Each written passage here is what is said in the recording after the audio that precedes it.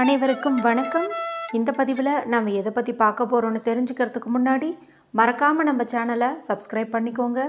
கூடவே பெல் பட்டனையும் கிளிக் பண்ணிவிட்டு ஆளுங்கிற ஆப்ஷனை கொடுத்துட்டிங்கன்னா நான் போடுற வீடியோக்கள் எல்லாமே மிஸ் ஆகாமல் நோட்டிஃபிகேஷனில் வந்துடும். இந்த பதிவு ரொம்ப ரொம்ப முக்கியமான பதிவுங்க. அவசரமான பதிவு, அவசியமான பதிவு அப்படின்னு எப்படி வேணாலும் வச்சுக்கலாம். கட்டாயம் எல்லாருமே இதை நீங்கள் தெரிந்து கொள்ள வேண்டிய ஒரு பதிவு அப்படின்னே சொல்லலாம். எதை பற்றிய பதிவு அப்படின்னு பார்த்தீங்கன்னா, இப்போ நமக்கு தைப்பூசம் வருது இல்லையா? பிப்ரவரி மாதம் 11ஆம் தேதி செவ்வாய்க்கிழமை. இப்போது தைப்பூசத்தை முன்னிட்டு நிறைய பேர் பார்த்திங்கன்னா மாலை போட்டு வழிபாடு செய்வாங்க. ஒரு சிலர் மாலை போடாமல் விரதம் மட்டும் இருந்து வழிபாடு செய்வாங்க. அதுவும் விரதத்திலேயே 48 நாட்கள் விரதம் இருக்குது, அடுத்தது 21 நாட்கள் விரதம் இருக்குது. இது மாதிரி அவங்கவுங்க சூழ்நிலைக்கு எது வசதிப்படுதோ அது மாதிரி ஏதாவது ஒரு வகையில் நிச்சயம் முருக பக்தர்கள் அனைவருமே விரதம் இருந்து வழிபாடு செய்வாங்க. ஏன்னா நமக்கு இருக்கக்கூடிய அனைத்து விதமான பிரச்சனைகளையும் நீக்கக்கூடியவர் அப்படின்னு பார்க்கும்போது கலியுகத்தின் கண்கண்ட தெய்வமான முருகப்பெருமானை சொல்லலாம். அவரை வழிபாடு செய்வதற்கு வருஷத்தில் 12 மாதமே உகந்தது அப்படின்னாலும் ஒரு சில மாதங்கள் ரொம்ப விசேஷமானது அப்படின்னு சொல்லுவாங்க. அதில் ஒன்று தான் பார்த்திங்கன்னா இந்த தை மாதம். அதுவும் இந்த 48 நாட்கள் விரதம் இருக்கிறோம் இல்லையா?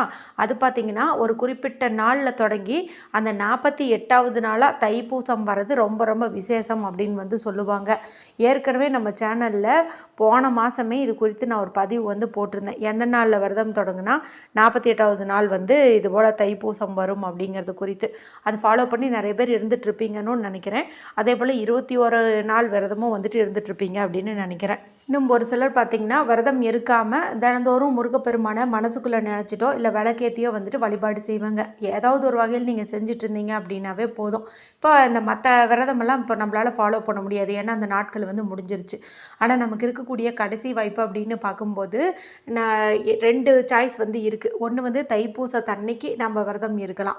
இன்னொன்று பார்த்திங்கன்னா 6 நாட்கள் விரதம் இருக்கக்கூடிய முறை. அதாவது இன்று தொடங்கி தைக்கிருத்திகை இந்த நாளில் தொடங்கி தைப்பூசம் வரைக்கும் இருக்கக்கூடிய இடைப்பட்ட நாட்கள் பார்த்திங்கன்னா நமக்கு 6 நாட்கள் வருது. இந்த 6 நாட்களும் நம்ம கூட தாராளமாக விரதம் இருந்து வழிபாடு செய்யலாம். சரி, அதெல்லாம் நீங்கள் முன்னாடி தெரிஞ்சு வச்சுருப்பீங்க, ஃபாலோ பண்ணிட்டும் இருப்பீங்க.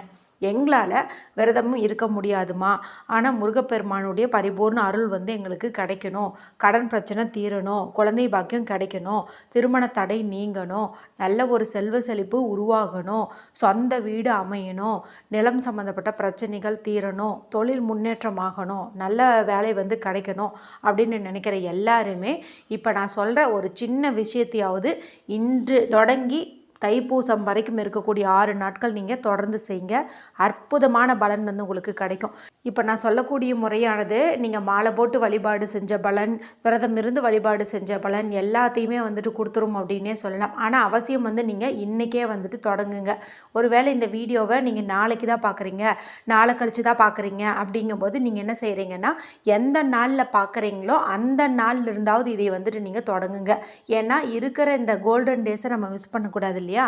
அதனால் ஏதாவது ஒரு 2-3 நாளாவது நம்ம இது போல் செஞ்சோம்னா நமக்கு அதுக்குண்டான பலன் நிச்சயம் கிடைக்கும். சரி, என்ன முறை, இது எப்போ செய்யணும், இதுக்கு ஏதாவது ரூல்ஸ் இருக்கா, தேவையான பொருட்கள் என்ன அப்படின்னு தெரிஞ்சுக்கலாம். இதுக்கு எந்த ஒரு ரூல்ஸுமே கிடையாது. அதனால் நான் மேலே சொன்ன கோரிக்கைகள் எல்லாம் நிறைவேறணும்னு நினைக்கிறேன். ஆண்கள் பெண்கள் யார் வேண்டுமானாலும் இந்த பரிகாரத்தை செய்யலாம். மேலும் பெண்கள் இதை பீரியட்ஸ் டைமில் செய்யலாமான்னு கேட்டால் தாராளமாக செய்யலாம். என்ன, சுத்தமாக இருக்கக்கூடிய பெண்களாக இருந்தீங்கன்னா பூஜை அறையில் நான் சொல்கிற விஷயத்தை பண்ணலாம். இல்லைன்னா நீங்கள் வேறு ஒரு டைரெக்ஷன் சொல்கிறேன், அங்கே நீங்கள் இந்த பரிகாரத்தை செஞ்சுருங்க. மொத்தத்தில் 6 நாள் நீங்கள் செஞ்சிங்கன்னா போதும். அதே சமயத்தில் இப்போ நடுவில் நாங்கள் நான்வெஜ் எல்லாம் செய்கிற மாதிரி ஒரு சூழ்நிலை இருக்கும், சாப்பிட்ற மாதிரி ஒரு சூழ்நிலை இருக்கும், இதை நாங்கள் கண்டினியூ பண்ணலாமா அப்படின்னு கேட்டிங்கன்னா அதெல்லாம் கண்டினியூ பண்ணலாம். அதுலேயும் எந்த தவறுமே கிடையாது, எந்த ரூல்ஸும் கிடையாது, எந்த ரெஸ்ட்ரிக்ஷன்ஸும் கிடையாது. முடிஞ்ச அளவுக்கு 6 நாளுமே தொடர்ச்சியாக செய்யுங்க. இல்லைன்னா எப்போ வீடியோ பார்க்குறீங்களோ அப்போலேருந்தாவது ஸ்டார்ட் பண்ணுங்கள். சரி, இப்போ இந்த பரிகாரம் என்ன அப்படின்னு பார்த்துடலாம். இப்போ நான் சொல்ல போகிறத நீங்கள் காலையிலேருந்து இரவுக்குள்ளே எப்போ செஞ்சீங்கனாலும் ஓகே தான். இதுக்கு நமக்கு தேவையானது அப்படின்னு பார்த்திங்கன்னா ஒரு கண்ணாடி டம்ளர் தேவைப்படுது. கண்ணாடி டம்ளரோ பவுலோ நீங்கள் எடுத்துக்கிறது சிறப்பு. கண்ணாடி இல்லைன்னா பீங்கான், பித்தளை, காப்பர், அல்லது மண் சம்மந்தப்பட்ட ஏதாவது ஒரு டம்ளர் இந்த மாதிரி வந்து எடுத்துக்கோங்க. எக்காரணத்தை கொண்டும் சில்வரோ அல்லது பிளாஸ்டிக்கோ வந்துட்டு பயன்படுத்தாதீங்க. இப்போ நான் சொன்ன பொருட்களில் ஏதாவது ஒன்று நிச்சயம் உங்கள் வீட்டில் வந்து இருக்கும். இதை வந்து நீங்கள் எடுத்துக்கோங்க. சுத்தமாக நல்லா கழுவிக்கோங்க. இதில் சுத்தமான தண்ணீர் வந்து நீங்கள் பிடிச்சிக்கோங்க. அடுத்ததாக நமக்கு தேவைப்படுறது அப்படின்னு பார்த்திங்கன்னா ஒரு பூ வந்து தேவைப்படுது. அது என்ன பூ அப்படின்னு பார்த்திங்கன்னா முருகப்பெருமானுக்கு பிரியமான செவ்வரளி பூ வந்து தேவைப்படுது. இதில் பார்த்திங்கன்னா லைட் பிங்க் கலர்லேயும் இருக்கும், நல்ல டார்க் ரெட்டாகவும் வந்து இருக்கும். ஒரு சிலது பார்த்திங்கன்னா ஒரு லேயர் மட்டும் இருக்கும், ஒரு சிலது அடுக்கடுக்காக இருக்கும். இந்த மாதிரி எதுவாக இருந்தாலும் சரி சிவப்பு நிறத்தில் இருக்கக்கூடிய அரளிப்பூ நம்மளுக்கு கிடச்சிச்சு அப்படின்னாவே போதும். இன்றைக்கே வாய்ப்பு கிடச்சிச்சின்னா ஒரு 50 கிராம் அளவுக்கு நீங்கள் வாங்கிட்டு வந்து வச்சுட்டு கூட இந்த பரிகாரத்துக்கு பயன்படுத்திக்கலாம். அடுத்ததாக நமக்கு தேவைப்படுறது அப்படின்னு பார்த்திங்கன்னா துவரம்பருப்பு தான் தேவைப்படுது. இந்த துவரம்பருப்பு அப்படிங்கிறது முருகப்பெருமானுக்கு உகந்த ஒரு தானியமாக பார்க்கப்படுது. மேலும் நான் சொன்ன அந்த கடன் பிரச்சனை, நிலப்பிரச்சனை எல்லாமே தீரணும் அப்படிங்கும்போது இந்த துவரம்பருப்பு வந்து நமக்கு கைமேல் பலன் கொடுக்கும் அப்படின்னே வந்து சொல்லலாம். இதுக்கு நீங்கள் புதுசாக தினம் வாங்கணுன்ட்டு கூட அவசியம் இல்லை. வீட்டில் ஆல்ரெடி வாங்கி வச்சுருப்பீங்க இல்லையா சாம்பார் செய்வதற்கு, அந்த பருப்பையை நீங்கள் பயன்படுத்திக்கலாம். இப்போ உங்களுக்கு எந்த நேரம் வசதிப்படுதோ அந்த நேரத்தில் குளிச்சுட்டு நான் சொன்ன மாதிரி டம்ளரில் தண்ணீர் வந்து பிடிச்சு வச்சுக்கோங்க. இப்போது கையில் வந்து ஒரு பூ எடுத்துக்கோங்க. ஒரு பூவையும் கொஞ்சம் அந்த துவரம்பருப்பு இருக்குது இல்லையா அதையும் வந்துட்டு நீங்கள் எடுத்துக்கோங்க. எடுத்துகிட்டு உங்களுடைய உள்ளங்கையில் வச்சுக்கோங்க, இடது உள்ளங்கையில் வச்சுக்கோங்க. வலது கை கொண்டு மூடிக்கோங்க. இப்போ கண்களை மூடி என்ன கோரிக்கைக்காக நீங்கள் இந்த பரிகாரத்தை செய்கிறீங்களோ அதை மனசுருக்கி மனதுக்குள்ளாரையே நீங்கள் முருகப்பெருமானை வந்து வேண்டிக்கோங்க. ஒருவேளை வேற்று மதத்தை சார்ந்தவங்களாக இருந்தீங்க அப்படிங்கும்போது கண்களை மூடி இந்த கோரிக்கையை மட்டும் நீங்கள் மனசில் நினச்சிக்கிட்டீங்க அப்படின்னா கூட போதும். நல்லா பாசிட்டிவாக வந்து நினச்சிக்கோங்க, நம்பிக்கையோடு செய்யுங்க. அதன் பிறகு இதை வந்து உங்களுடைய வலது கைக்கு மாற்றிக்கோங்க. இடது கையில் வச்சு சங்கல்பம் எடுத்த பிறகு வலது கைக்கு மாற்றிக்கிட்டு இந்த பூவையும் அந்த துவரம்பருப்பு கொஞ்சம் ஒரு 1/2 ஸ்பூன் எடுத்துக்கிட்டிங்க அப்படின்னா போதும், இல்லை ஒரு 4-5 எடுத்துக்கிட்டிங்கன்னா போதும். அந்த மாதிரி எடுத்துகிட்டு அதை வந்துட்டு நீங்கள் இப்போ தான் அந்த தண்ணிக்குள்ளே வந்து போட்டுருங்க. இப்போ பூஜை அறைக்கு போகக்கூடியவங்க இந்த தண்ணீரை எடுத்துகிட்டு போயிட்டு முருகப்பெருமான் படம் இருந்துச்சு அப்படிங்கும்போது அங்கே வந்துட்டு நீங்கள் வச்சுருங்க. பூஜை அறைக்கு போக முடியாத சூழ்நிலையில் இருக்கிறவங்க உங்கள் வீட்டில் இருக்கக்கூடிய வடகிழக்கு மூலை, அதாவது நார்த் ஈஸ்ட் கார்னர்னு சொல்லும் இல்லையா, வச்சுருங்க. நீங்கள் வெறும் தரையில் வச்சாலும் சரி, இல்லை அங்கே ஜன்னல் இருக்குங்கும்போது ஜன்னல் கிட்ட வச்சாலும் சரி, இல்லை சின்னதாக ஒரு ஸ்டூல் போட்டு அது மேலே நீங்கள் வச்சிட்டிங்கனாலும் சரி.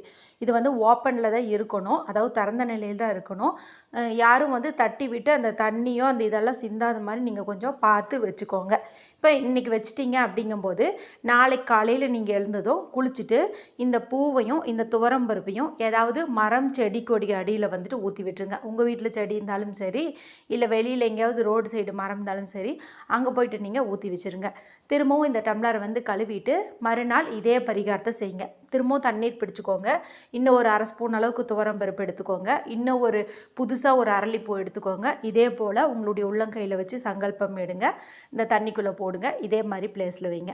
இந்த மாதிரி இன்றைக்கி தொடங்கி 6 நாட்கள் வந்து நீங்கள் செய்யுங்க. தைப்பூசம் வரைக்கும் நீங்கள் செஞ்சீங்க அப்படின்னாவே போதும். நீங்கள் என்ன சொல்கிறீங்களோ அதை உட்கரிச்சிக்கக்கூடிய சக்தி இந்த நீருக்கு வந்து உண்டு. அது மேலும் நீங்கள் ஒரே கோரிக்கை தான் இந்த 6 நாளும் கேட்க போகிறீங்க. அப்போ கட்டாயம் வந்து அது நிறைவேறுவதற்கு 1000% வாய்ப்பு வந்து அதிகம். அதனால் நம்பிக்கையோடு செய்யுங்க, நல்ல பலன் கிடைக்கும். வீடியோ கிட்ட ஏதாவது சந்தேகங்கள் இருந்துச்சுன்னா கமெண்ட் பண்ணுங்கள், தெளிவுபடுத்துகிறேன். பிடிச்சிருந்தால் மற்றவங்களோட ஷேர் பண்ணுங்கள், லைக் பண்ணுங்கள். மற்றும் ஒரு பயனுள்ள பதிவில் உங்களை சந்திக்கிறேன். நன்றி, வணக்கம்.